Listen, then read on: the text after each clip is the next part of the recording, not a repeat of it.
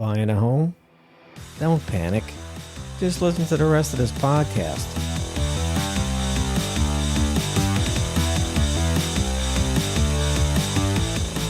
All right, everybody, welcome back to another episode of Home Inspection Authority's Straight Talk Podcast with me, John LaForme.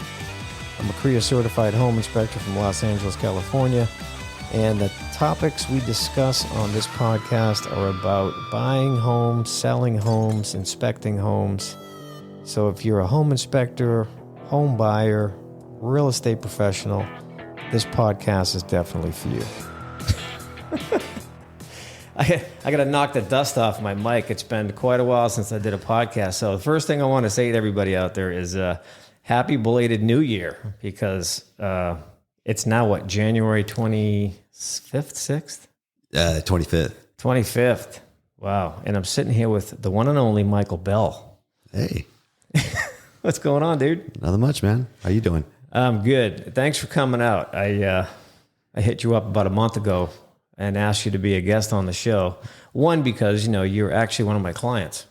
Mm-hmm. You actually hired me to inspect one of your condos, and that was January 9th of 2020. I looked it up. Oh, wow. You had the date logged down, huh? Yeah, well, I have all that information. Yeah. I have backups of everything. So I just searched your name, and there you were. I'm like, oh, wow, that was like 3 days after my birthday back in 2020. So, yeah. So anyway, what happened to that condo? You brought up some issues, and I tried to address it with the realtor, you know, obviously to speak to the other realtor. Yeah. And that realtor, the opposing realtor, whatever you want to call that, the seller realtor, didn't want to talk about those issues. Like, just said, like, it is what it is. And like, I don't know.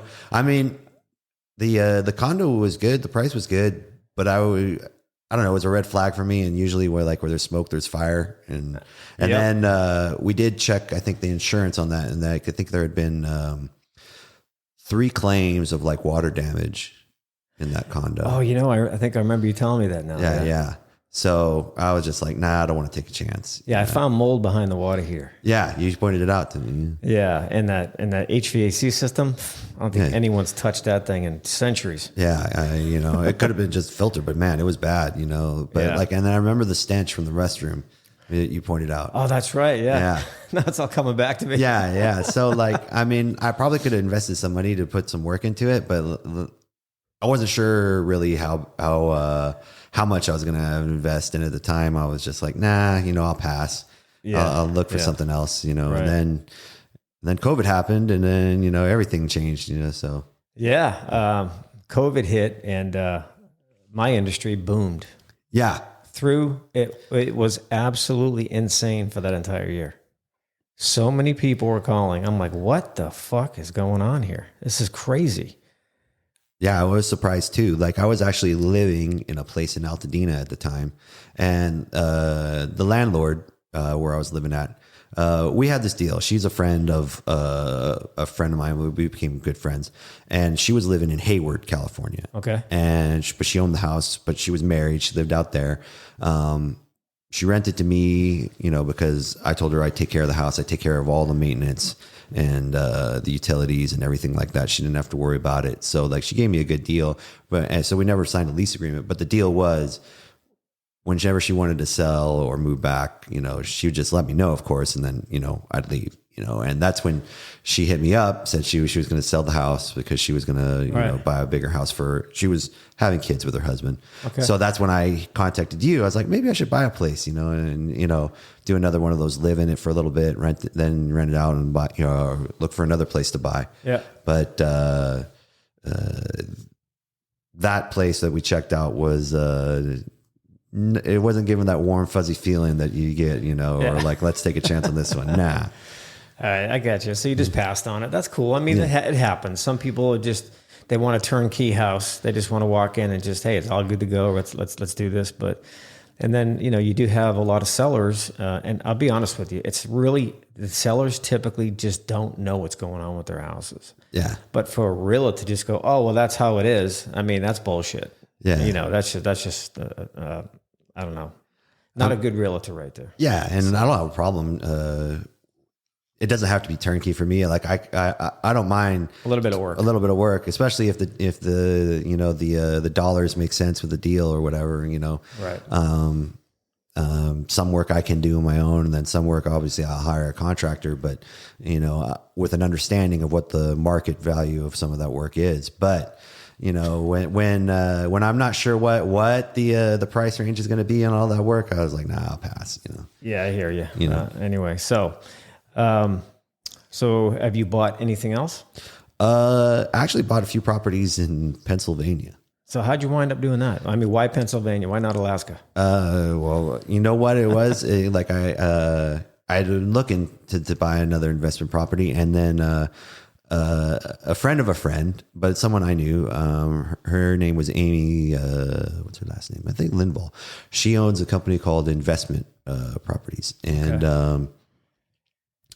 Okay. We got in contact because she had always been posting on social media about like all these properties that, you know, for sale, you know, like whether it's a, you know, fix and flip or rental property or BRR. Mm-hmm. And, I just hit her up with just like, hey, you know, like I'd love to pick your brain sometime about what it is that you actually do. Like, you know, hey, do you have property management? Do you have, you know, Sure.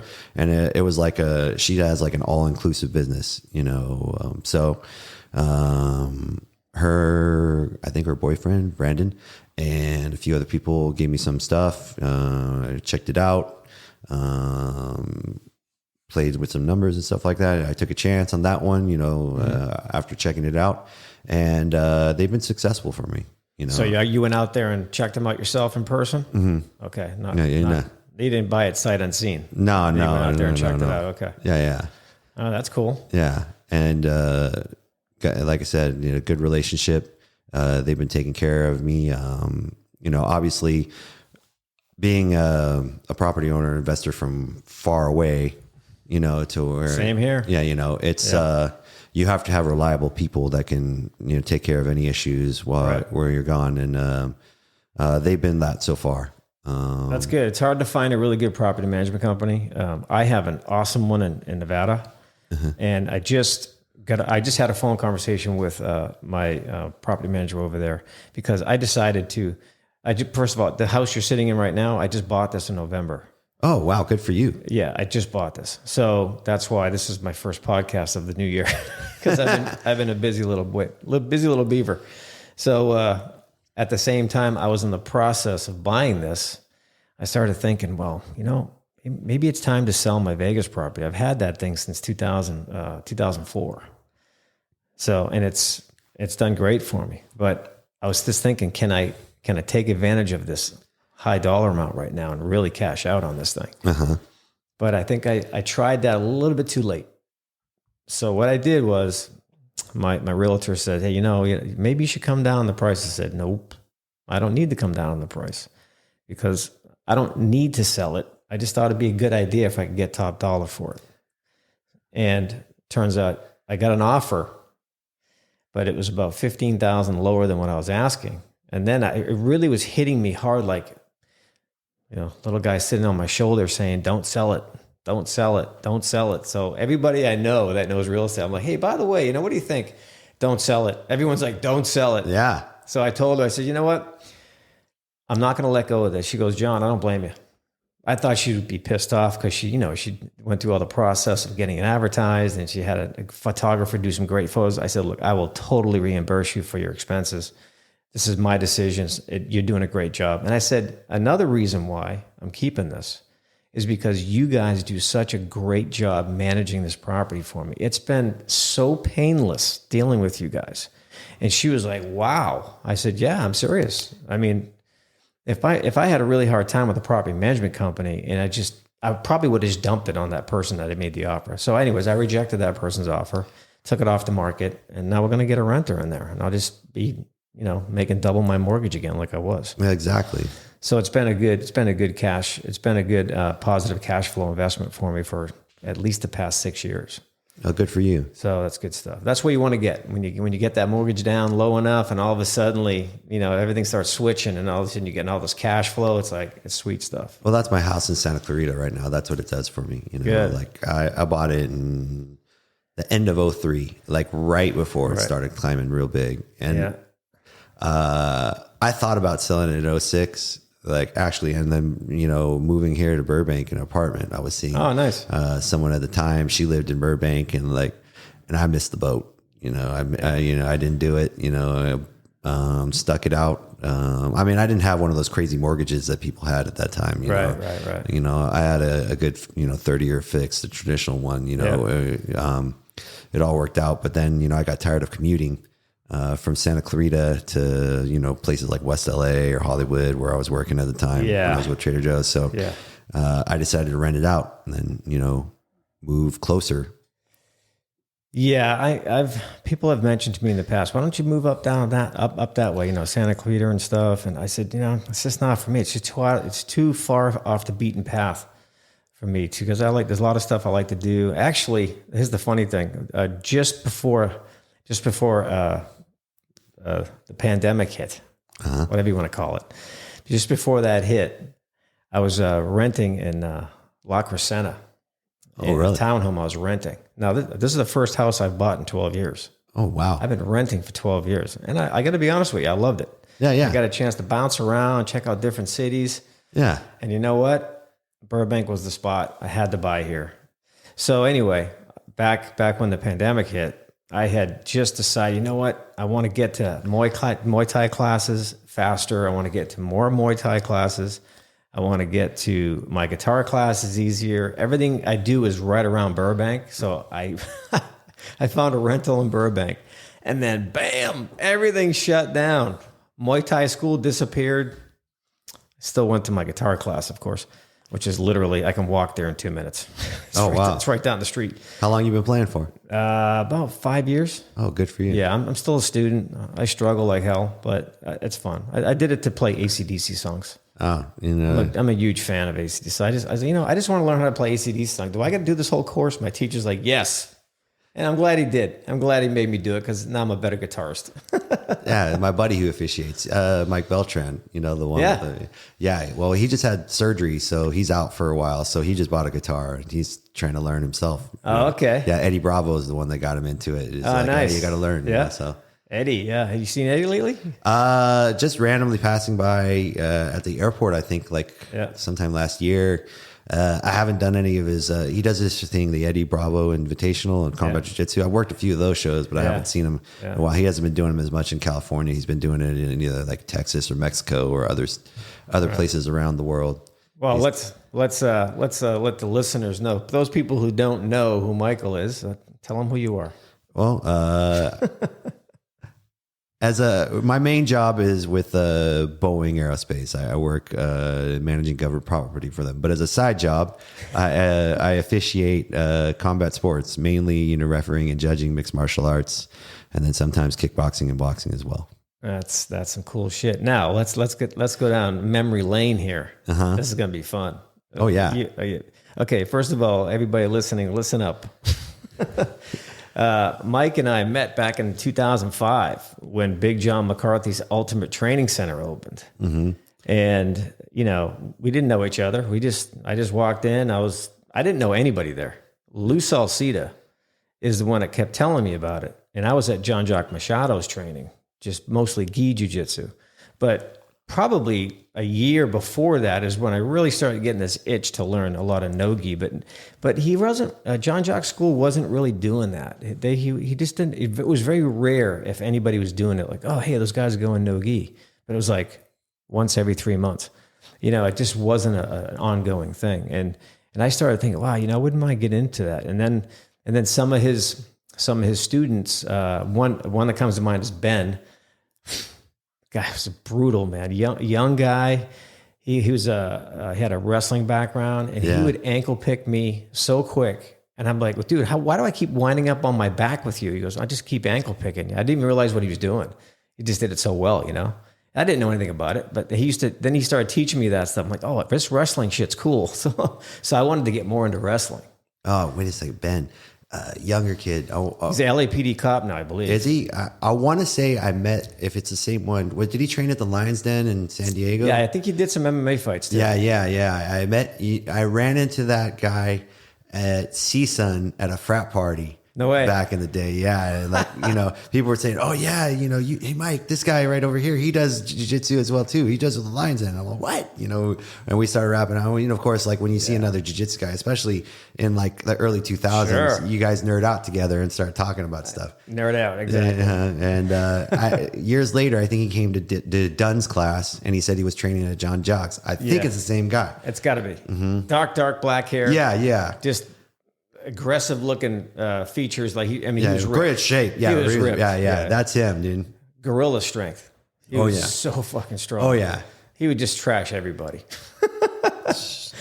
just from his wrestling experience, he just made everybody look like an idiot. Well, John Jock's had killers over there, anyways. Yeah. I was training. I was training at David Dunn's, who's a student of John Jock's, an excellent black belt himself. Yep. But he would take a few of us down to John Jock's Machados to train. And that's where you met like guys like Todd White, Jamie Walsh, who was a killer on the mat too. Mark Morillas. Oh man, I rolled all those guys. Lou Salcedo, as you mentioned, he actually came when we were getting our blue belts, like me, Neil, and this guy Mike DeLuca Jr. You mean Neil Abrams? Oh yeah, Neil Abrams. Neil Abrams. I've been training with all my life. Real good friend. Actually, was roommates and cornered him in several of his fights. But like we'd go down there and train with those killers. And as you know, when you train in a small pool and you think you're like the big fish in the pond, and then you go to a bigger pond with like the fishes that are real killers, and you just feel like you know nothing about jiu-jitsu. Like the old saying goes, there's always somebody bigger and badder out there. It's just, there's just too many guys out there that'll just fuck you up. There's just levels to this shit. Exactly. The strength levels, the performance levels. It's crazy. But you just mentioned some names that, Jamie Walsh. Yeah, great guy. And he tough as nails, dude. He did some MMA, small MMA events. I remember a few times. I went out there. Neil Abrams, I used to sponsor. Yeah, I used to train with Neil all the time. I thought he's one of my main reasons I kept going back to Big John's. Well, he's the main reason I went to Big John's. Oh, really? Okay. Yeah. Well, because we were training at Dunn's, and at the time I was working at a Trader Joe. I decided to take a promotion and transfer to Trader Joe's in Bakersfield. Driving from Santa Clarita, that's a bad idea. I changed my mind on that real quick. But I had left Dunn's at the time, right? And then I needed to come back to train, and he was deciding to go ahead and train over at Big John's at that time, and I'd always trained with him, so it was natural for me to take that transition. Plus, a guy that we started with, Mike Ortiz, decided to go over there. I like Mike; he's funny. Oh, Mike's the best, dude. I wish he was still teaching now. I'd drive far just to get to train with him. Here's a great little story for you. So I'm taking Mike's class one time, right, at Big John's, and we're just doing our thing, and I'm new. I'm the new guy. I'm the new guy in the class, and I didn't know him well. I didn't know anybody else in the class, so I'm just a new kid on the block, and I'm just kind of sitting there, minding my own business, listening to what his instructions are. And he's like, "So John, I want you to come over here and show us an arm lock." And I'm looking, I'm like, huh? What? Now, I've been training for a while. I believe I was purple when I got over there. Oh, wow. So I was a purple belt when I came over there. So I'm looking at him like, what are you talking about, an arm lock? And he's kind of looking at me like he's waiting for me to do something. I was like, Mike, what are you referring to? Are you joking? No, I shit you not. I've never heard anyone use the term arm lock until I got into his class. Mm-hmm. It was always arm bar, arm lock. I'm like, what's he talking about? A wrist lock? I mean, what was he talking about?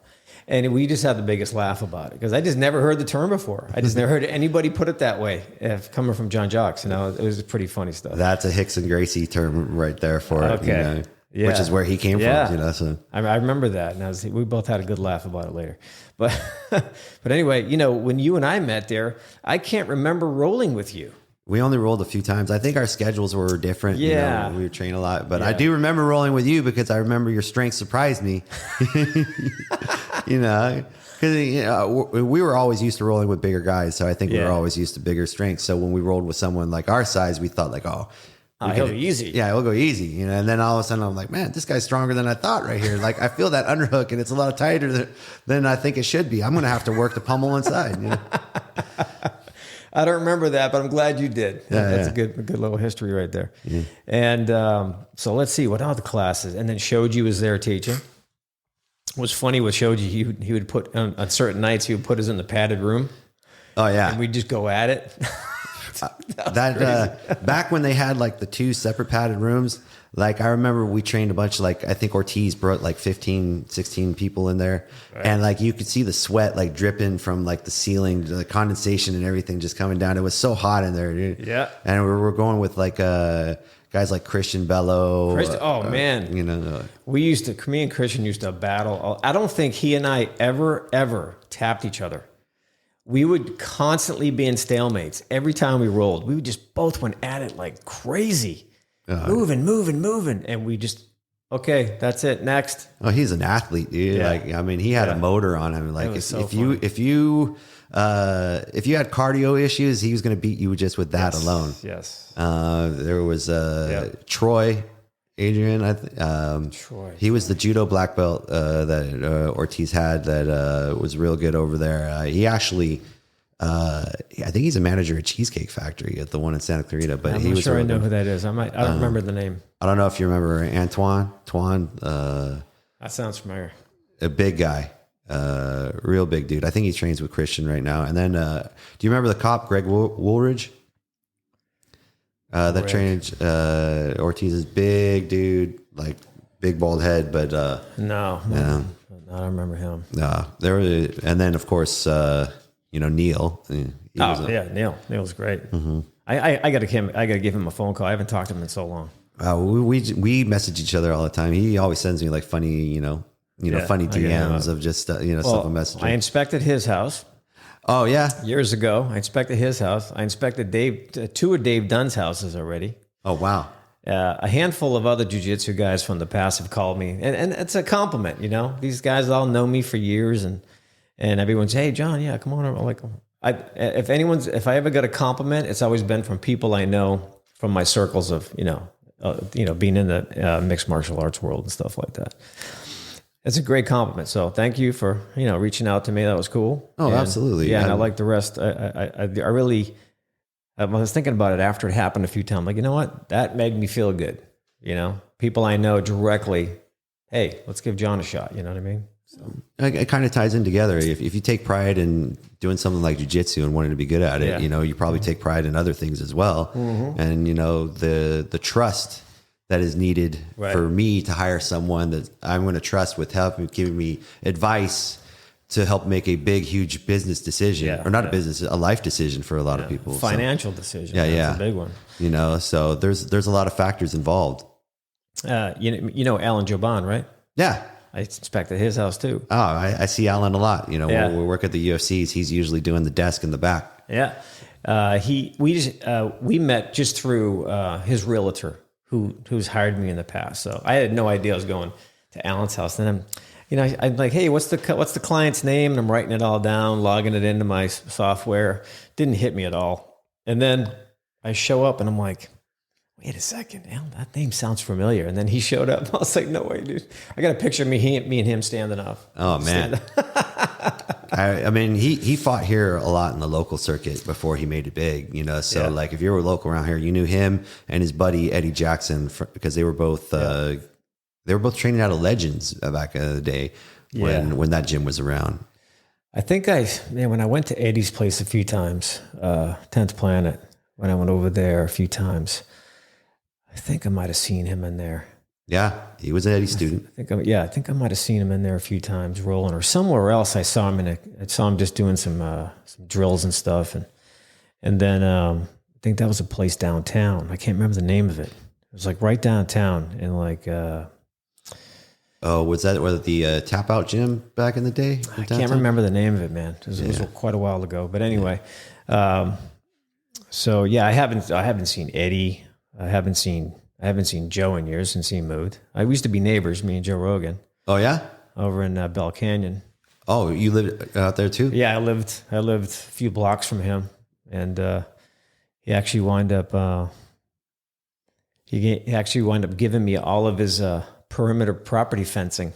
Oh yeah, I just mentioned to him, I go, yeah. He goes, what's going on, dude? I said, I'm just waiting for the fencing company to show up to give me an estimate to this fence in my area, and he goes, "What kind of fence you looking for?" I'm like, "Oh, this, the white vinyl fence." He goes, "Dude, just take mine. I'm actually having it all taken down next week, and they're gonna put a metal up for my dogs keep getting through the white stuff." Oh, wow. So he goes, just I'll let you know when it's ready. I'll tell him to stack it up out front. Dude. I was like, no way. That was like $10,000 worth of fence. I'm like, Yeah. thanks, dude. He said, "You don't want anything, any money?" He's, "No, dude, just take it." I was like, "It's coming down anyway." Ah, what a nice guy. Yeah, that was pretty cool. Thanks, Joe. I haven't talked to him in a while, but have you seen him? I see him you see him at the events. I see him at the fights. Usually that's why I say hi. I mean, the last time I think we interacted, like he did when he lived out here, he did a comedy special with Eddie at the Comedy Store. Right. So Beltran and I went. Oh, nice. We hung out backstage. Nice. We have a picture together, and like Eddie has his eyes shut, so like we always joke about like weekend at Bernie's, like weekend at Eddie's with it, But next time you see Joe, tell him I said hi and tell him I said thanks for the fence. Oh, absolutely. So, as a referee, first of all, how did you get started in that? Were you getting into that when I first met you? No. It was actually, but it was at John's gym. I want to say like 06 or 07. John like started posting like signs already around the gym, like his first class to become an MMA official. And I think he did it online too. But like I saw it at the gym and I thought about it. I'm like, hey, you know what? Why not? I'll take his class. I signed up for it, paid the fee. And I think there was about 30 guys in that class. And out of the 30, I think only 3 passed. I was one of them. Another official from Australia, Steve Percival, I think was the other person. I can't remember the third person who graduated from it, but I passed it. At the time, we didn't have amateur mixed martial arts in California. It was either it was just professional mixed martial arts. So I didn't really have an opportunity to work on it, even though I passed this class. It's like going to school to be a doctor, but never like actually performing like a dissection or anything like that. No hands on. Yeah. It's like just because you have this piece of paper doesn't really mean that you know what you're doing. So 2009, that's when amateur mixed martial arts came to California. This organization called Camo. I remember it. Yeah. So I coached a few fighters in that. Yeah. Whatchamacallit, there was an event at Fight Academy in Pasadena. Savant Young was throwing it. And at that time, Savant Young and David Dunn were actually partners with that gym in Pasadena. Okay. So I was over there watching, and then I met the person who was in charge of Camo, JT Steele, and just asked him like, hey, I'd love to get involved with you guys, even if it's to start off as an inspector. An inspector is one of the members of the commission team that watches the hand wraps in the back and walks the fighter. And make sure there's no lead put in there. Yeah, exactly. There's things that's happened before, but But he gave me his card. I called him, started working with him, and then the journey began there. Started inspecting, and then made my way to judging, refereeing, and got the reps I needed to continue the development, and then move on to the pros. So if somebody wanted to become a referee now, what would they have to do? Every state's their own kingdom. They all have athletic commissions and they all do things differently. But I can tell you here in California, and probably what I still advise in general, you'd have to take what they call the ABC, the Associated of Boxing Commissions approved courses. In California, Herb Dean actually does teach an ABC approved course. Yep. So if you do live in California, you can look at his website and see when the next time he scheduled it. Take that course, obviously pass it, and then work in the amateurs with Camo. Start off as an inspector, get your reps in, learn the tricks of the trade, and get your repetitions in. So that way you can, whatever mistakes that you're going to make them early on, when the fights don't count and nobody's getting paid, and we're working with people that are also developing as well. Like most amateur fighters don't have any experience. A lot of times you go to a show, there's plenty of 0 and 0 versus 0, versus zero. Very new fighters, a lot of times fighting all the time. No records at all. Yeah. So as far as being a referee, like you don't have to be a certain level jiu-jitsu guy, right? I definitely advise it. The understanding, especially jiu-jitsu, we talk about the application of techniques. When is it applying pressure? When is it not applying pressure? When is the person safe? When is the person is not safe? Right. Especially in joint locks, especially rotational joint locks. Even Bars, though ankles, even though rotational leg locks are not allowed in the amateurs, rotational arm locks sometimes can still, a crooked arm bar can hurt someone faster than the straight one. But the understanding and application of those techniques, how to deconstruct those techniques when they're on, and how to stop the pressure. The same token, understanding when someone's safe. If they're just because that guillotine slapped on, it's on incorrectly. No arteries are getting damaged. So now, it also helps when you've been choked 100 times yourself to be able to better understand these things. Because I can't imagine somebody being a referee without having a considerable amount of time on the mat to really understand how this shit works. Because like you're saying, it's very dangerous. Yeah, and you can get twisted up quick by some ninja.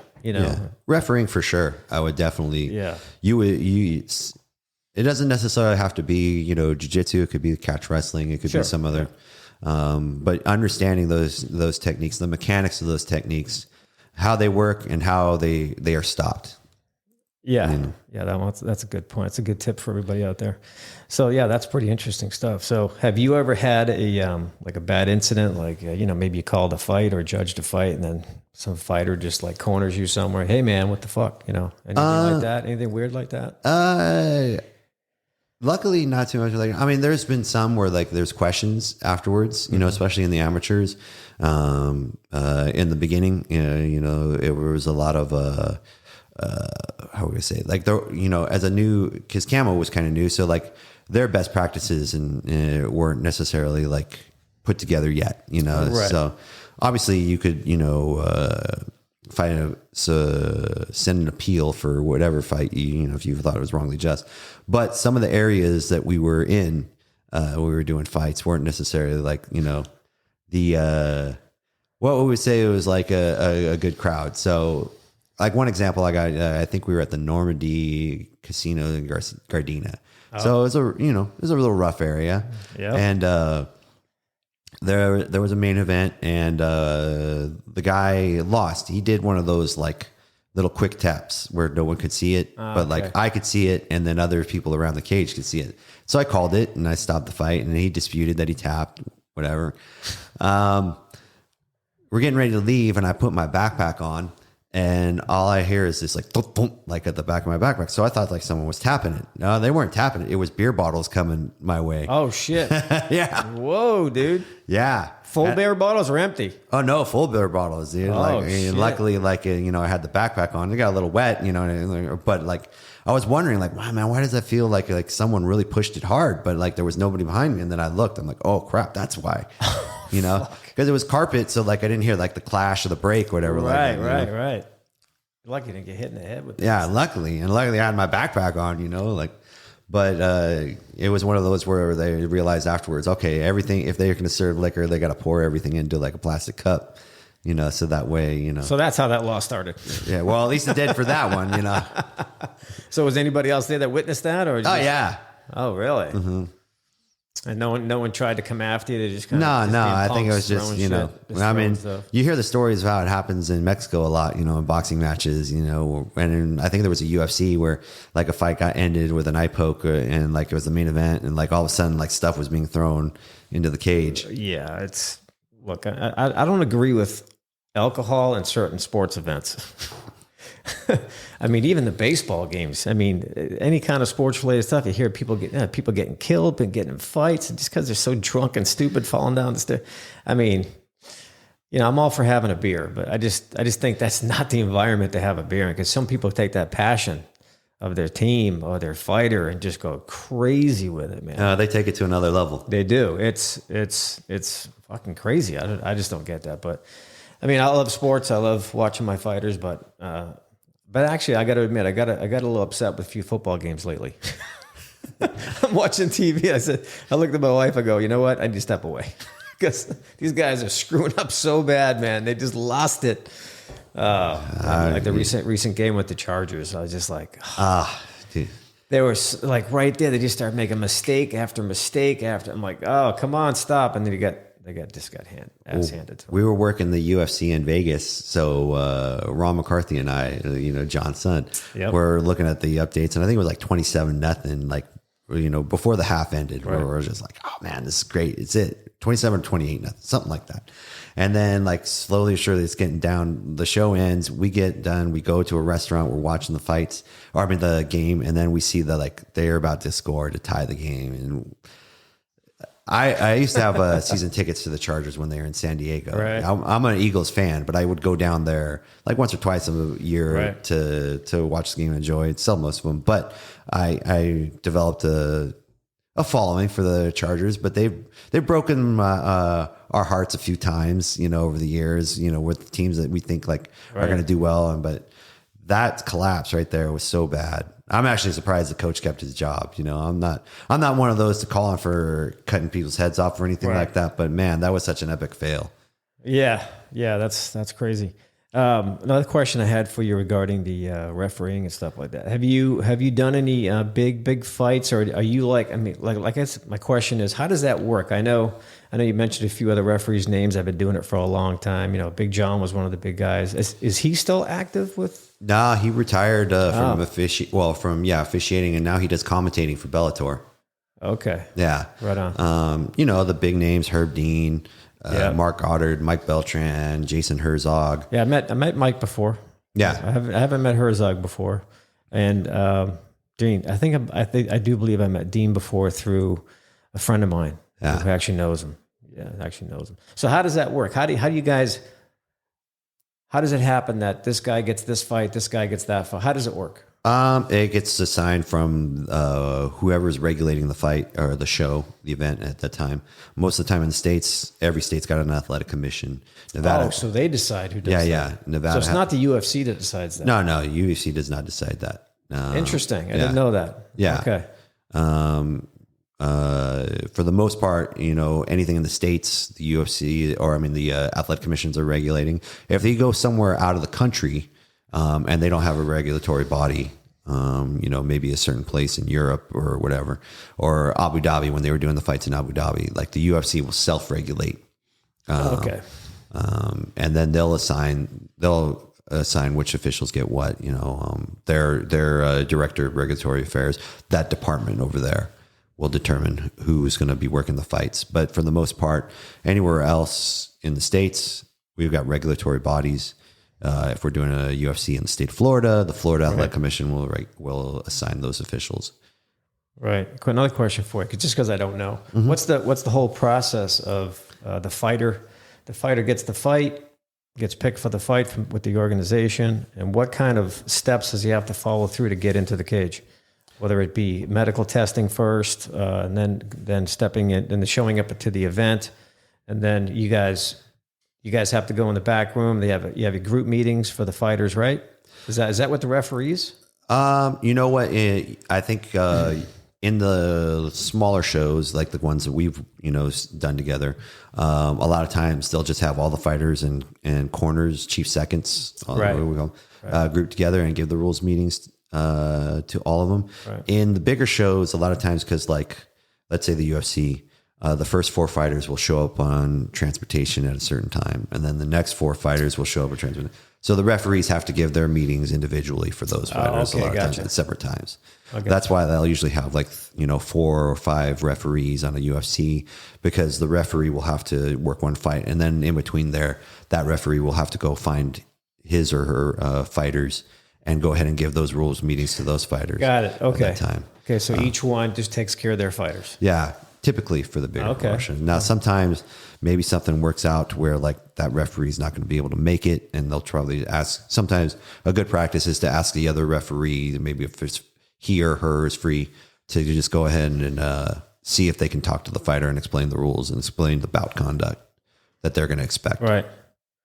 And then as far as as far as that meeting's over with and now it's time to fight. Every time we watch UFCs and whatever fights, we see them walk up to the cage, they're getting patted down. Explain all that. If you know how. Yeah. I think you remember maybe you remember, but there was a fight between GSP and BJ Penn, the second fight. I'm sure I watched it. Okay. Yeah. Well, in between rounds, you could see that George St. Pierre was being massaged on his arms and other parts of his body, and they determined that was possibly Vaseline. So greasing him up. Yeah. So that's what when you see a referee checking the body, they're just checking for possible grease, whether it's Vaseline, tanning lotion, things like that. Yeah, because honestly, what are you possibly hiding when you have no shirt on? Yeah. Well, that's what they're looking for. That's what they're looking for. Yeah, and that's why they usually have them do their hugs and handshakes before they check for the grease, so that way nothing can be passed on afterwards. I see. Yeah. A little grease in the armpit. Yeah. Little bit, yeah. Yeah, like sometimes... and also they put it around the face, because the grease around the face is to prevent cuts, around Sure. the eyes. Yeah. But sometimes some fighters, if there's excess grease, will put it on their fingers and then try to wipe on different parts of the body, especially if they're a striker and they're going against a grappler. Right. I was watching a YouTube video about Gordon Ryan. What's up with that guy? Gordon's a beast. I know too. I just started watching his videos probably about 6 months ago, and just keep an eye on what he's doing. And he was actually talking about that. So somebody greasing up and stuff like that. So is there any rules for this? And he was talking about some rules. And is there a rule against greasing? Well, okay, I guess that's a no. I haven't done pure grappling matches in a long time, but. Right. He did bring up a good point. If you're worried about that, let's just make them all wear, the long rash guard and the spits, just so that way it could eliminate that issue. Because there have been some times I've heard some people complaining about, not in the MMA world, but in the jiu-jitsu world, where they're not wearing anything and they're just slippery. I mean, they're going to be slippery anyways with sweat, but you add that factor onto it anyways, it's going to make it that much more harder. That is a challenge when you're grappling with somebody without a shirt on. That is a serious challenge right there. It's slip and slide, man. Yeah. Slip and slide. I mean, you and I both came from the gi world. Yep. In the beginning. You had those grips, Iron Claw. Yeah. And I think part of the reason why I wanted to get away from the gi world is because if I was going against someone that was equal skill set of me, but had 40 or 50 pounds of strength or whatever like that, if they could get a collar and, a gi pant on me, it's going to be much harder for me to escape versus, no gi. At least I could use frames, get underhooks, hip escape. Arm drags. Yeah. Stuff like that. Yeah. And I thought it was more realistic anyways to self-defense, to where I didn't develop bad habits to do it without the gi. Yeah. Just put you in a more realistic situation. What if you got in a street fight? Mm-hmm. And what if you're at the beach? The guy had no shirt on. Oh shit, where's the collar? Yeah. I'm a great collar choke guy, and I'm sure I still am. But what are you going to do with that? You can't do anything with that. Now you're arm dragging, just whatever you can do, grab him by the shorts. I don't know. But it's just one of those things. Are you actively training? I still actively train. Obviously, the pandemic put a wrench in a lot of things here, especially here in the LA area. Yeah, it messed up a lot of schools. Yeah. But now we call it. I don't know if they feel comfortable me saying it, but old man jiu-jitsu over at Fight Academy. Like we go twice a week over there. Old man. How old are you, old man? 45. Come on, dude. You're not old yet. Yeah. Well, it's the 40 and over club. That we have going on over there. When you go with the young guys that are, full of piss and vinegar and ready to just... Dude, that's my term right there, piss and vinegar. Yeah. You're the first guy I've ever heard say that besides me. Well, I think because my dad's from the South, he probably said it all the time, dude. But, I mean, you know how it is. Like, they're ready to go like the Tasmanian devil, and you're ready to just, get a good workout in and move around a little bit. Yeah. And you just, the higher your belt, the bigger target you are. Yeah. It's like, ding, ding, ding, ding, ding, come beat me up or come challenge me. It's like, oh...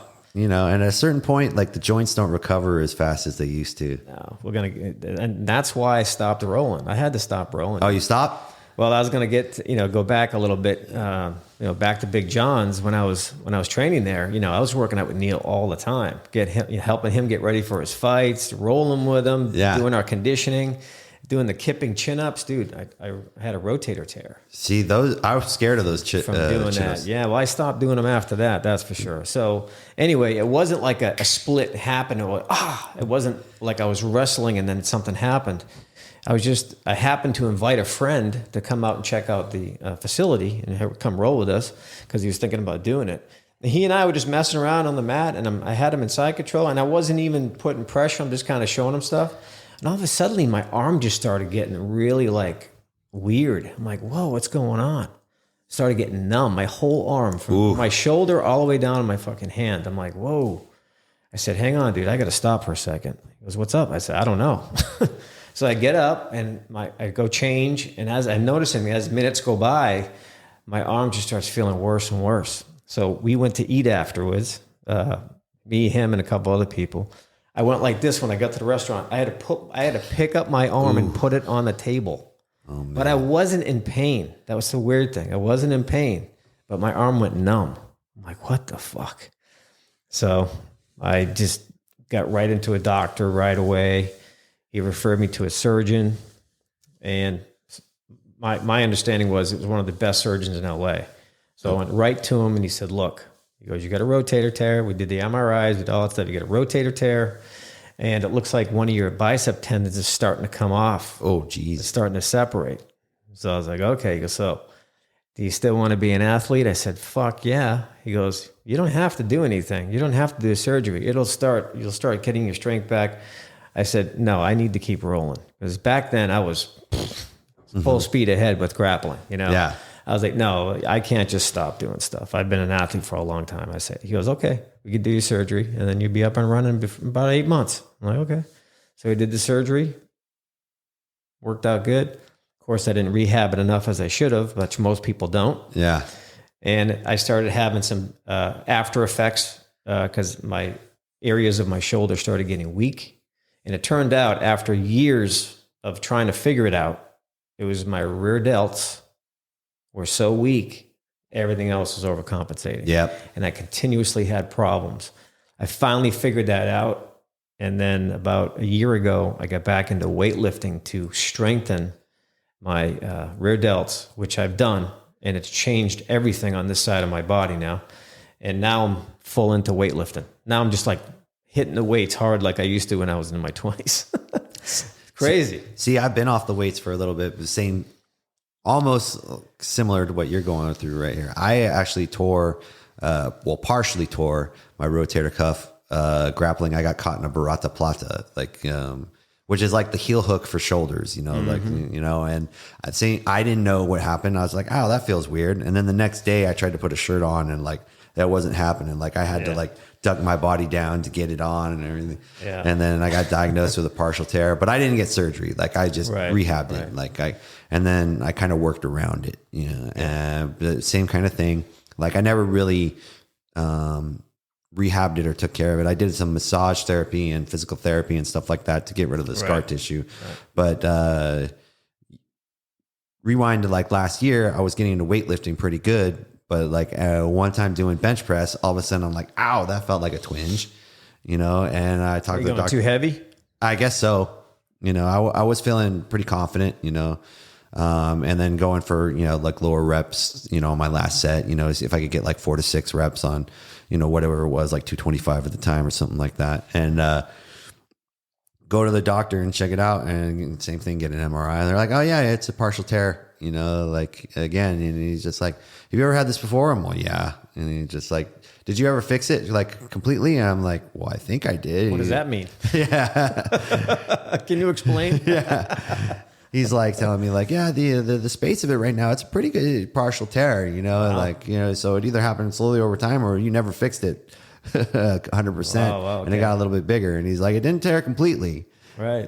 So He's like, you have the option of surgery. And I'm like, nah, I'll be careful with it. So I've stayed away from the bench press and like other shoulder exercises, but I'm wondering the same thing. Like I'm about to go to get an MRI again. It's actually here in Burbank where I went to. Okay. Or Buena Vista. I think that's where I went. Yeah. I think that's where I went. So because of the injury I had the surgery and I couldn't do anything. I was on the ice pack for a month, the liquid ice pack thing with the machine, which by the way, I love that thing. Yeah. I almost bought it.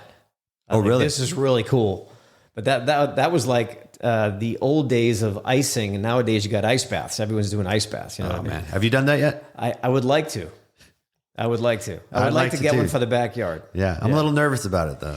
I used to do it back in the day, like the regular ice bath. Why are you nervous about it? Because they have those, whatever they call them, I'm not sure what they call them out, but the ones where they circulate the water where you don't have to put the ice in it and it gets it actually real cold. Like it gets. Oh yeah. That's a filtration system. Yeah.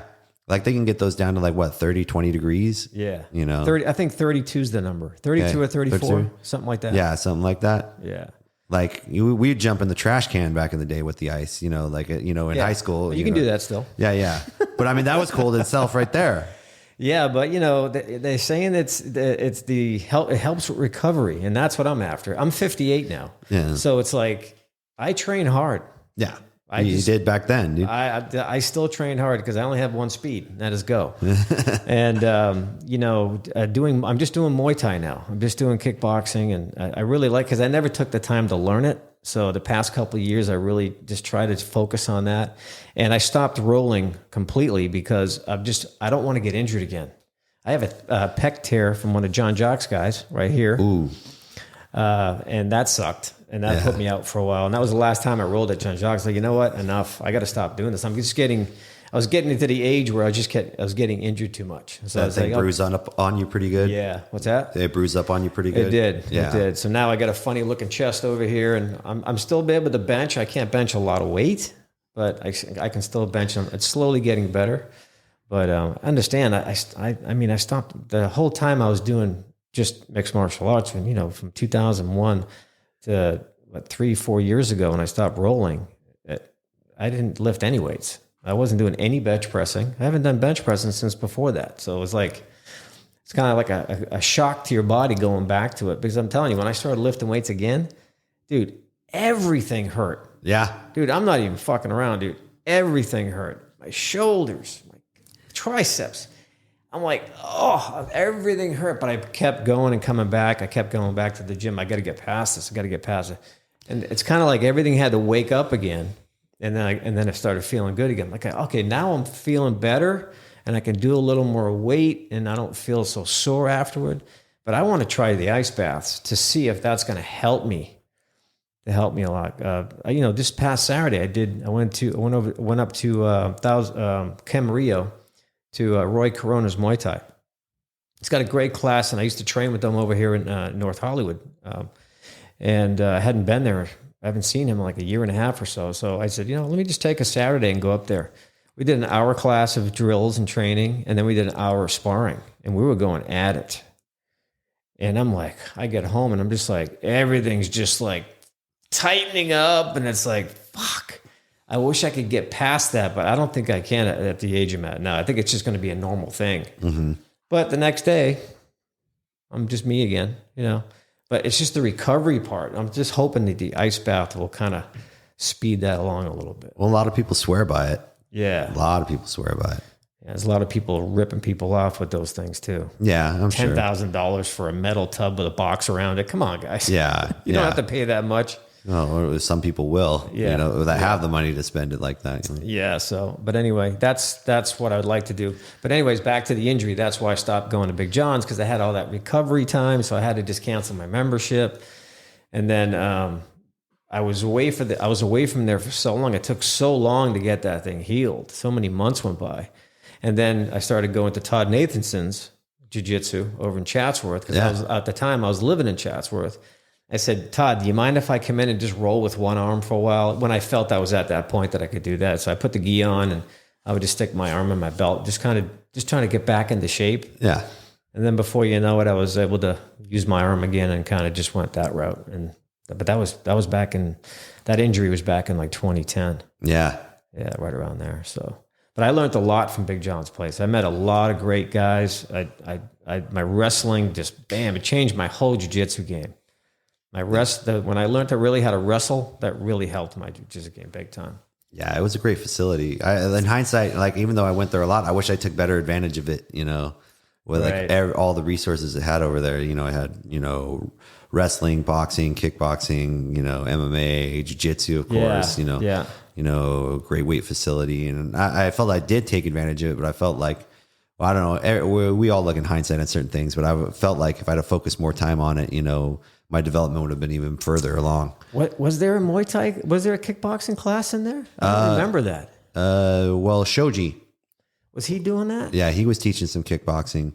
He did Shoji and kickboxing, and I don't think they called it CrossFit. I think they called it like Ultimate Fit to get around it. But like he'd have some crazy workouts over there. Yeah, I don't remember taking his classes. Only a couple times, maybe. Yeah, I just have a bad memory. And then there was, it might have been later on in your time. There was another guy there named Turbo. Well, we call him Turbo. Yeah, and Turbo taught a lot. Had kickboxing classes as well too. Yeah. Yeah, he can move, that kid. Oh man, Turbo. If anybody's nickname fits their personality, it's Turbo. That guy has so much energy. Yeah. And like I would love to get in workouts with him, because I was the better grappler, but of course he was a way better striker. Yeah. So, we cross train with each other, he'd teach me some kickboxing, I'd teach him some jiu-jitsu, and then, I'd realize how much of a lack of speed I had, kickboxing going against him, because he's working at a different level that I could even fathom to be about.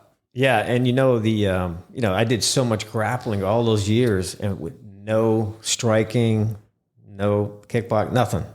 And so I was just like, because the people I was hanging with, they weren't into that. Yeah. Now, if the people I was hanging with were into it, I'm sure I would have done it. And I wish I had earlier. So that's why I'm really focused on it now. Just like, I don't go twice, 3 times a week. I just kind of go like once a week, but because of my schedule now. And it's just fun to learn that hand coordination, it's just a whole new learning process. I'm just a student of it right now. I'm just having fun, but I love sparring. Sparring's a blast. See, I tried it a few times, and I never gave it the chance that I felt I should have. Like exactly. I tried it when I was working at the Trader Joe's here in Toluca Lake. I tried MTA in North Hollywood for a little bit. Right. And then actually one of the guys there, Pong, he actually opened up a school in Santa Clarita. So I tried it over there as well too, but just didn't stick. Well, I was there for a good amount of time, and I want to say like 6 months, and I could feel my development, but like at the time I was working 50, 55 hours a week, and then, trying to budget time with that and still jiu-jitsu. I made, my career my priority instead of, balancing life. Hindsight, I wish I'd have done things differently, but yeah. Nowadays I go to Sean Yakubian's. Up in Chatsworth. Oh, Sean's always telling me to come over, dude. Oh, is he? Yeah. I ran into him. Yeah, come by. I would definitely will, dude. I officiated a few of his guys. What was it? Middle last year in Long Beach, and he was there, and we were talking. Sean's hilarious. We have a blast in there. I joke with him all the time in there. He's the blast. Well, I'm half Armenian, so when Armenians run, we connect all the time. Dude, so you guys get into Armo mode. Oh yeah, it just happens. It's instant. We just click. But man, he's a great teacher as well too. Yes, yeah. Mm-hmm.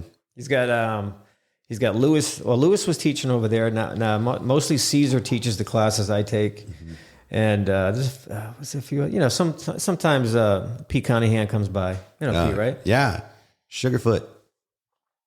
Love Petey. Yep. Yeah, Petey was the striking coach for the MMA team at Big John's for a long time. Me and Neil used to go take privates from him. Yeah. Yeah, I used to do a lot of stuff with Neil. We're going to give him a call after the show here. Say hi to him together. Oh, absolutely. Yeah, put him on speaker. So, what's up, dude? We'll just chat back and forth, see what's going on. I'd call him right now while we're talking, but my phone is one of my cameras. Yeah. So we'll hit him up. You know what? You got your phone on you? Yeah. Call him right now. You want to call him? Let's call him and get him on speaker. Let's have a little fun. Let's see if he picks up. Yeah.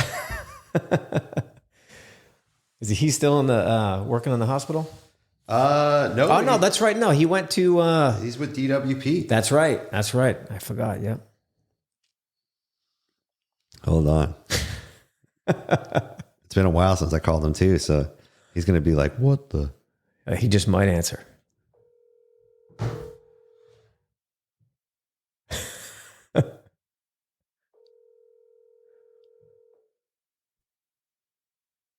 See if he's off work. Holy John Arthur. Brovik Neil Abrams, how you doing, bro? I'm here with John LaForme right now. We're actually doing a podcast, and we were just talking about you. We're like, dude, I gotta call him. And John's like, we gotta call him right now. I'm like, okay, let's do it. Neil, what's up, brother? Man, I've been thinking about calling you a couple of times in the past month, and here's Mike telling me you guys are chatting all the time. Like, oh, we got to call Neil. By the way, we're recording this. We're on a podcast right now, so be careful what you say. Don't admit to any crimes. Yeah, my Armenian brother, David Michael Bell. That's my guy. He sends me stuff on Facebook Messenger all the time, dude. And I'm like, I won't say what his stuff he sends over, but it cracks me up, dude. So we're always having laughs. So we're sitting here talking on the podcast here about the old days back at the Ultimate Training, Big John's. Yeah, those are some good times. Yeah, man. Talking about you, talking about all the other people we train with, and I was just telling them how much training I did with you, getting you ready for your fights, and just getting beat up by you all the time. Oh man, you were one of my best training partners there, bro. You and John, as a matter of fact. I think I hooked up with John a little bit outside of Big John's gym, mostly. You were at Big John's, right? Right, John? Me? Yeah. Are you talking to me or are you talking to Mike? No, he asked you, bro. Oh, was I at Big John's? Yeah, that's where I was training with you. That's right. Because I remember we did a lot of training in the valley at Petey's too. Oh, that's true. Yeah, I used to go. I used to meet. We just talked about that too. Yeah, we just mentioned that. Yeah, we just mentioned that. Yeah, yeah. You and I did a lot of stuff together, man. Yeah, for sure. Yeah, the private room training at Big John's gym. That was yeah. We were talking about that too, dude. The padded room. Yeah, that was fun. Some stuff went down in that room, huh? Some good heated training sessions. Oh yeah, I got beat up in there a few times. Oh yeah. Got choked out in there a few times. Yeah. Well, Neil beat me up all the time, dude. Yeah, Neil was a beast, dude. Yeah. So what's up, Neil? You still training? Yeah, I'm still training. I'm actually I just got back into training regularly again like a few months ago because I work for DWP now. So the last 2 years I've been in an apprenticeship training program. Got it. So I kind of put the halts on like any real training because I didn't want to get hurt or anything. Gotcha. Yeah. We're all hurting, bro. We all have arthritis now. I know, right? Some bullshit, bro. Yeah. So I mean, I do some measly workout every day, pretty much, But really, like a few months ago is when I started training again, getting back on the mats and training regularly, rolling regularly, and going to training with PD, doing stand-up as well. I think the last time I saw you, you had me running stairs with you up there. Yeah, I still do the stairs. Remember that? Yeah, we were hitting the stairs. Neil does the killer workouts, dude. Yeah, you got it. That's like the cardio's everything, man. You can't hang in a fight. You got no cardio, you ain't fighting nobody. Not for very long. No. All right, man. I just wanted to say, hey, I'll give you a call this week. I want to chat with you some more. Yeah. You know what, guys? We all got to get together, man. Oh, that would be fun. That'd be a good get together right there. I'm all for it. Let's do that. I'm in. Where are you at? Where are you located now, John? I'm in Burbank. Oh, right on. Yep. Where are you training these days? Are you still rolling? No, I gave up rolling because of my too many injuries. I'm getting old, kid. Are you doing Muay Thai, just Muay Thai. Yeah, I trained with Sean, and recently I just went and visited Roy Corona's place up in Camarillo. Oh, right on. Yeah, I've been doing it. I really like the striking now. It's fun. I love sparring, dude. It's a blast. That's awesome. So that's really the only reason why I'm doing it. And Elliot, how about you? Where are you at now? I've been just doing a few times a week over at Fight Academy in Pasadena with like Savant and Herb and those guys over there. Okay, cool. But are you still living over there? yeah, I'm still in that area. Oh, good deal, man. Yeah, but I mean, I still come to Santa Clarita, still to see my mom and my brother. So where are you training at now, Neil? Rolling at Phenom in Mission Hills, and I go train with Petey at Brian's gym in Valencia. Ah, sweet. Hey, tell Christian I said hello, man. Yeah, I will. He'll be glad to hear your name. Yeah, we were talking. By the way, we talked about him on the podcast too, and how much of a beast he is. Yep. Oh man, he is. He's a boss beast. If I had known if I had remembered the connection between you and Mike, I would have told you to come on the podcast at the same time. We could have had a great little powwow right here. Oh, we'll do it some other time. Yeah, we'll do another episode with a bunch of us from the old training days, just to fucking talk about some cool shit. Yeah, that would be fun, man. Yep. There's a lot to talk about from those days at Big John's. Oh, big time, dude. Big time. Big John's, big time. There you go. All right, bro. I'm going to give you a call soon. Yeah, thanks for the call. Thanks for reaching out. I'll talk to you soon. All right. All right, Neil. Take care, bro. That went good. Yeah. He answered the phone. Yes, that was great. Yeah, he's a dad now, so I wasn't sure. Oh, yeah. So, yeah, you're right. I forgot. Last time I talked to him, he said he switched careers and he went into there. Yeah. He told me a couple of guys were fucking with him. Oh, really? Yeah. I remember him telling me a couple of guys are like, I don't know, kind of giving him a problem. I said, don't they know you just fucking destroy them? They would learn. They would have learned quickly. Apparently not. They will tell them to keep pushing your buttons, and I guess after a while they laid off or something like that. It's like Neil knows how to do it, so I was like, you're gonna have fun. It's gonna go over really well when you do take on one of those fucking guys, because then everyone else is gonna be like, okay, let's be nice to him. Oh, they would have learned very quickly. Yep.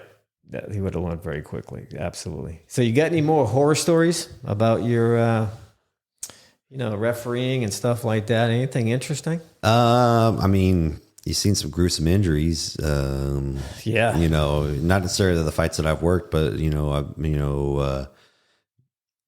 been cage side to what a compound fracture is when a bone breaks and it pierces skin. Oh, okay. Yeah. I never had it explained like that, but now I get it. Yeah. Well, I've seen a few of those, where Right. a person posted when they're getting elevated for a double leg takedown, and they take down.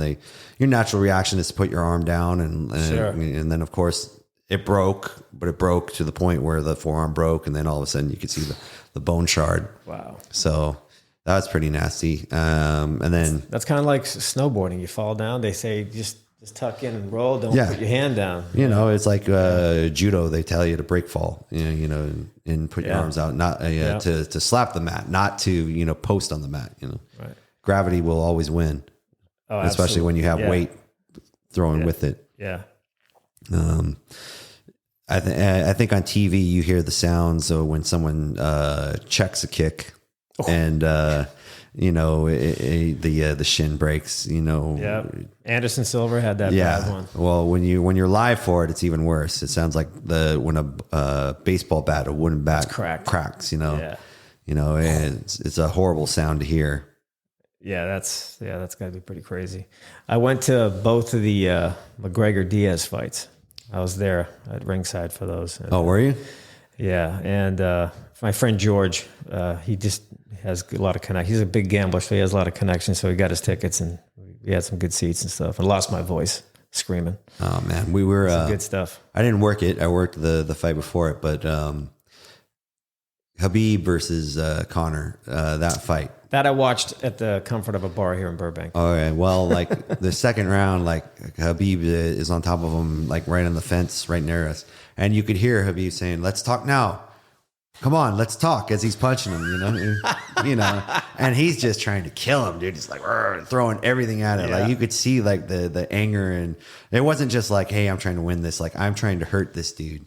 And then you could see like he'd spent so much energy that he'd gotten tired, and he just passed the guard real quick and then just went into side control. He's like, "Let me take a breather right here."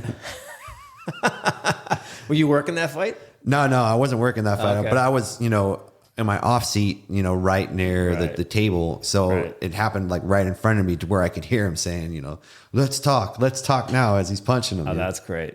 That's great stuff. I remember going way back, Frank Trigg. Frank, right? Oh, no, Frank well. Yeah. He took John's class as well too. And now he's refereeing here in California. Yeah. I used to I knew Frank for a long time. I've known him for a long time. And one time we went to the fights, and he and I were sitting there. He took me to just go see one of the fights. We're sitting way up in the bleachers, and then some guy comes and sits next to us with his girlfriend or wife or whatever. And they started chatting a little bit, him and Frank. And I'm like, who's that? He goes, oh, that's some new guy named George St. Pierre. that shit happened. And I was like, oh, okay. Didn't think much of it. He's from Canada and stuff like that. He goes, I don't know too much about him, but he seems like a cool guy. And then he just skyrocketed after that. Oh, yeah. Well, they ended up fighting, Yeah. probably a few years later after that. And then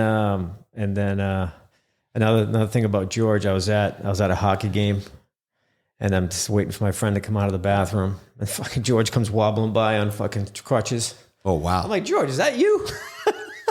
He's like, yes, man. In his accent, And I was like, looking at him going, I thought he was bigger. I just thought he was taller. Yeah, he's not that tall. No, I didn't, because when I first met him, he was sitting down. Yeah. So, and he was, I just couldn't size him up like that. But it was interesting to see that. I just had a good laugh. And I just had a good laugh. One of the greats, Yeah. and one of the nicest guys you'll meet that, with, that kind of celebrity. Yep. Just training at Eddie's, I met some UFC fighters there. And I remember George Soteropoulos? Yeah. Yeah. He used to, he stayed with me a few times when he'd come in town to train, stuff like that, stay at my house. I'd let him just crash there and stuff like that. Met him through Todd White. Oh, yeah. Stuff like that. So we got so many stories. I mean, we've crossed paths with so many of these guys. I think that's one thing I'm happy to say. All the years of training, I crossed paths with so many of these fighters, and just sometimes I got a chance to roll with them, and sometimes just to say hi to them and all that stuff. Just kind of learn a little bit from each incident, just kind of experiencing each different person. So that was pretty cool. So you must get an opportunity to do a lot more with these guys nowadays, because you're still active, right? I'm still active. I still roll. No, I mean with your meeting guys at the events. Oh yeah, I mean I meet a lot of people. Yeah. Obviously, as being an official, like there's a zone, like how can I describe it? Like I could use my, my ability to interact with some of these athletes as like opportunities to train or whatever like that. But it would look real bad if like I was officiating a fighter and then I gave a decision to him if I was judging it, or if a referee, if I stop it. And then like instantly later, there's like pictures on the internet of like us hanging out at the gym or whatever. With a beer. Yeah. No, I get it. So, Politics. Yeah. So I try to avoid it. Like, actually it brings up when John's gym closed in 2015, I was working at Trader Joe's in Glendale and I needed somewhere to train. And actually, these two young men, the Shabazian brothers, Leo and Edmund, would come into the store or I'd meet them in the neighborhood. We'd talk about fights, cause I'd worked their fights when they were younger in the amateurs. And telling them like I got nowhere to train, and they'd be like, "Yeah, come train with us." So I would train with them at Glendale Fight Club, when they were training over there. Mm-hmm. So now fast forward, Edmund Shabazian is a fighter in the UFC. So whenever he's fighting, I tell whatever commissioner, I'm like, "Hey, you know what? He's on this card. Please make sure I'm not working his fight." To avoid that conflict of interest. It protects that commission as well as me. Because. It's happened before where something comes out like, oh wait, this person knows that person and that person gave that person the decision. Yeah. Just avoid the problem altogether. Yeah, exactly. That's smart. That's smart. Plus I want to enjoy their fight anyways, and watch it and be supportive, watching it on the sidelines. So what's your opinion on how the, jiu-jitsu, I mean, you've been doing it a long time. We go back a long time. Uh-huh. I started out in 2001. That was the grind days of jiu-jitsu. Oh, yeah. Everything was pressure. Now it looks like it's just a tumbleweed of ankle locks and everything else like footsies. that. And footsies. Yeah, there you go. Footsies. Good explanation. And what's your opinion on how it's evolved? I mean, what it's turned into? What do you feel? How do you feel about it? I think when we got into it, I started in '96. Like Neil and I, started together, and then even in somewhere I want to say in the late 2000s or maybe in the early 2010s or whatever like that. The evolution of taking jiu-jitsu for self-defense went into, the evolution of sport jiu-jitsu, like where people started, competing or wanting to compete. And I think schools wanted to, and this is just my perspective, schools wanted to teach more oriented towards winning in tournaments in sport jiu-jitsu versus actual self-defense. So people were working on either playing from guard, not so much worried about getting a position that's good for a fight, but getting points, Yeah. And that was still I want to say in the gi era. Right. And then in the, the no gi era, after the turn of 2010, maybe somewhere after that,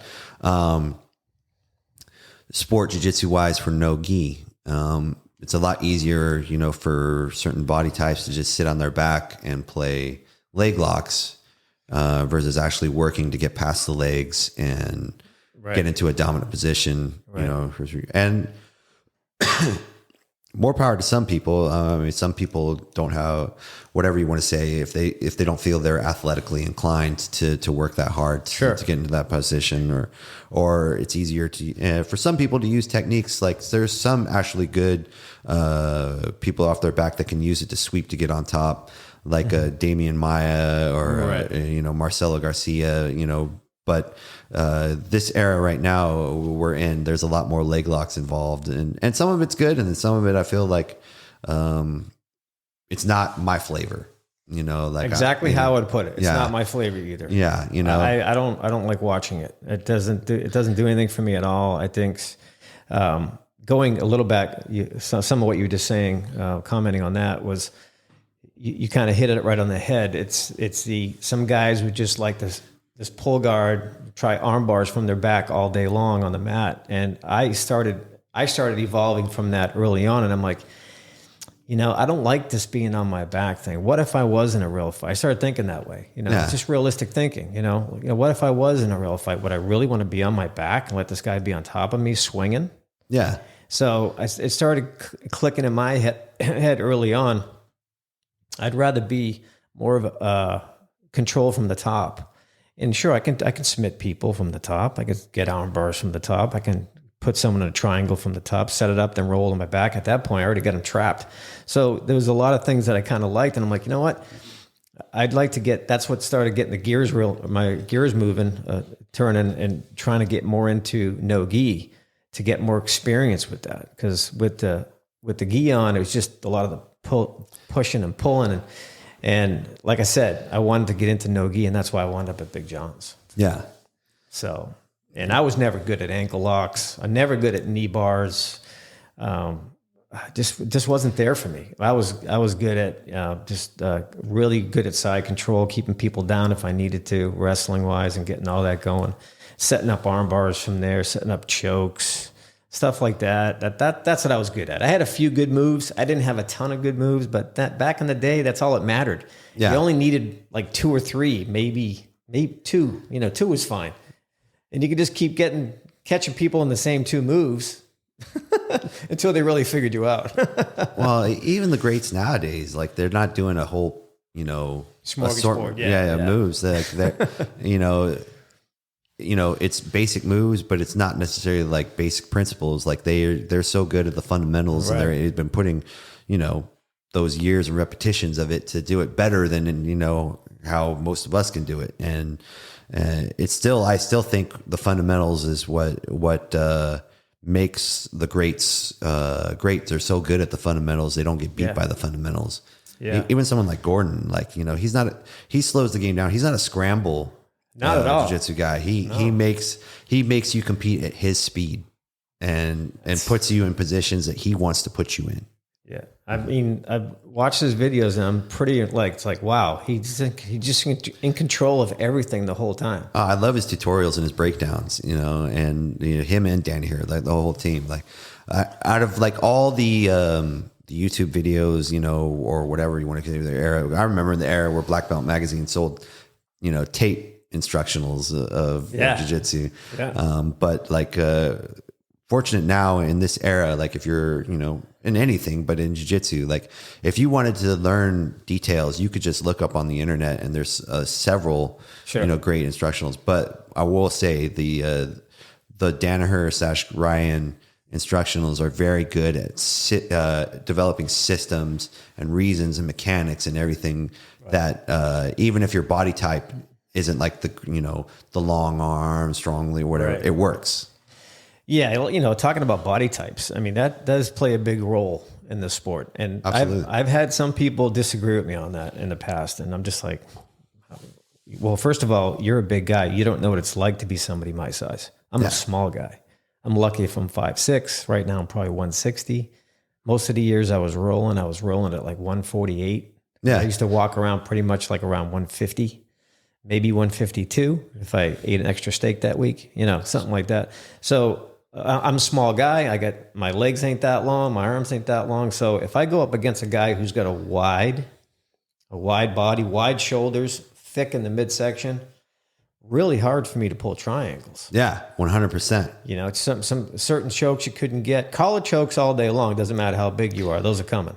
But like triangles because of how wide that person is and how short your legs are, and you just don't have that length. But whenever I see a guy who's like 5'8", 5'9", kind of on the lean side, I'm like, dude, you should be a triangle specialist. Yeah, because you just got that shit all day long. You can deal with you can deal with just about any size guy with that kind of length that you have. And some guys really were good at capitalizing on what that little gift they had was, but a lot of guys just they didn't get it. No, I want to do this instead. I'm like, okay, well, and I wish I'd have thought about it earlier in my progression, but like the way that I would attack certain people, depending on their body size, I didn't make that differentiation when I was younger. So like I would still try to go for that triangle on the wide bodied big head person, or try to it's harder to get a seat belt with like hooks on someone who's got 60 pounds on you,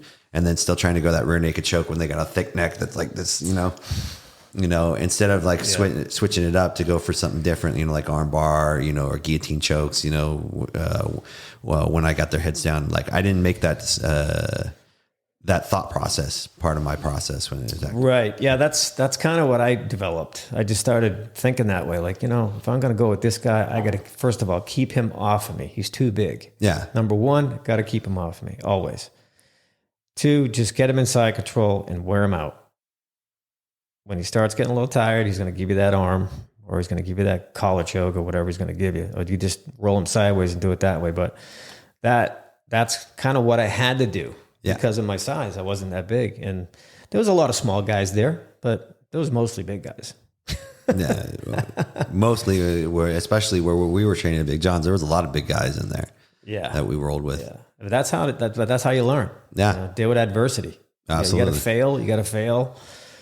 You're gonna get your ass beat up. You're gonna walk out of there with your head down sometimes, but other days you're gonna have great days. You're gonna shine. Yeah, just fail forward.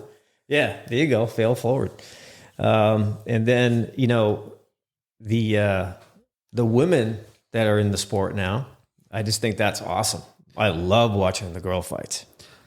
I mean, I don't know if there's another sport where, besides maybe female tennis, where like female athletes are as prominent as they are in mixed martial arts. Yeah. The competition is great.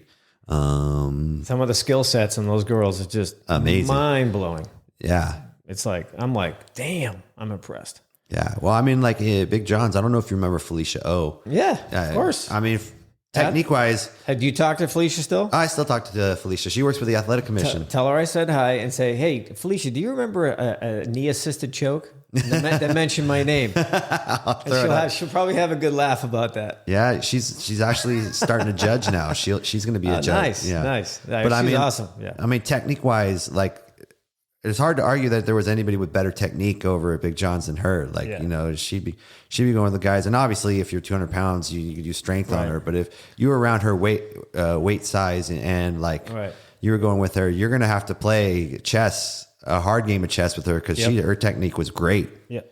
I remember that. Oh yeah, I used to roll with her. Mm-hmm. Oh yeah, for sure. Yeah, she was awesome. I see her posting once in a while on Instagram and stuff like that. So. Oh yeah. But I haven't seen her in a long time. I would love to have a get together with all these people from the past. That'd be so fun. We'll get the gang back together. Yeah, we got to do that sometime.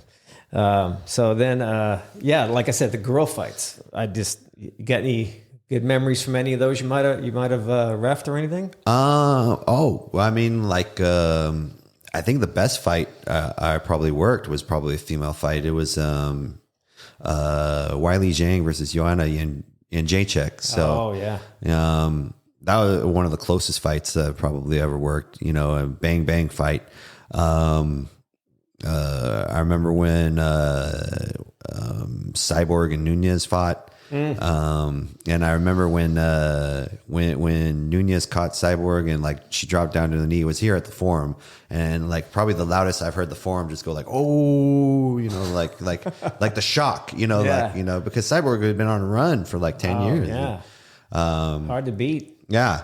And when Nunez fought Juliana Pena and like, you know, Pena beat her in the first fight, you know, it's just another, you know, shock, but just the skill of these ladies, you know, all of it, the jiu-jitsu, the striking, the grappling, the wrestling. Nunez striking is just sick. Oh yeah. Just accurate and just powerful. Crazy. You know, and you know, by, you know, competing in the gym, like to be able to do it for 25 minutes at a full pace, you know, any athlete that can do it, male or female, you know, gets the respect of anybody or deserves the respect of those, but especially those who understand. Yeah, it's just that tough, you know, that means, you know, to do it in from the cage means that how much work they've had to put in outside of the cage to get, you know, to that level. Okay. Yeah. Just from the small amount of experience I have with the Muay Thai and stuff, being able to lift your leg for a front teep kick in the 5th round. Oh yeah. When you just been getting banged up, that's an amazing conditioning right there to be able to do that. You know. So, you know, you look at these fighters now, if you're just a fan and you never practiced the sport, you're like, well, you know, you probably don't even notice that, but as somebody in the sport, you're like, wow, that's impressive going that many rounds. Oh yeah. And that hard for that long. And, you know, blending them all together, you know, like, it's one thing if we're going, like, if we're hitting the bag, let's say we're hitting the bag, heavy bag for 5 rounds, you know, it's one thing, we'll get tired, but when you're hitting the heavy bag and at the same token, you're pummeling for several rounds, you know, against someone against the fence who's really pressing that hard and burning your arms out. And then you're trying to throw that punch, you know, afterwards. That's a whole different thing. Me and Neil used to do a lot of that in the cage over there. Just a lot of pummeling up against the cage. I put him against the cage and give him a really hard time to get his back off the cage, just for his training, because he was getting ready for fights. So I used to just grind with him. And that's what I miss. To be honest with you, the biggest thing I missed was the grind, the wrestling grind, that intense workout. Oh yeah. I love the intense workouts. I'm addicted to that. That's why I still do that. That's why I'm doing the Muay Thai, because it's challenging now. Yeah. I mean, I think wrestling, for children, it's one of the best things that you can put into them, because it teaches them adversity. It teaches them to grind, and it's I've found, just in my perspective, that a lot of kids that have gone through wrestling have been successful or willing to do the hard work in life because they've been used to hard work. Yeah, that's a good way of looking at it. Yeah. I think anybody with kids, putting them in some kind of a mixed martial arts, whether it's just karate. Mm-hmm. Karate is a great one because they teach them so much discipline. Oh yeah, 100%. And anybody I know from a karate class or stuff like that. My friend Keith has a school, and I've met his students, and those kids are so polite and just so respectful. And I'm telling you, it's well worth it. You got kids, put them in some kind of a class like that. Just make it work. Get them in there 2-3 times a week, and they're going to be a better kid. Yeah, more than likely. More than likely. I just think that's what it is. Anyway, hey, great having you, man. It was great. I'm glad you came on the show today. And that was a really cool trip down memory lane. Oh, yeah, it was. Yeah, we got a lot of history. But let's try to keep more in touch with each other, man. Oh, for sure. And thanks again, bro. You got it, brother. Thanks for having me.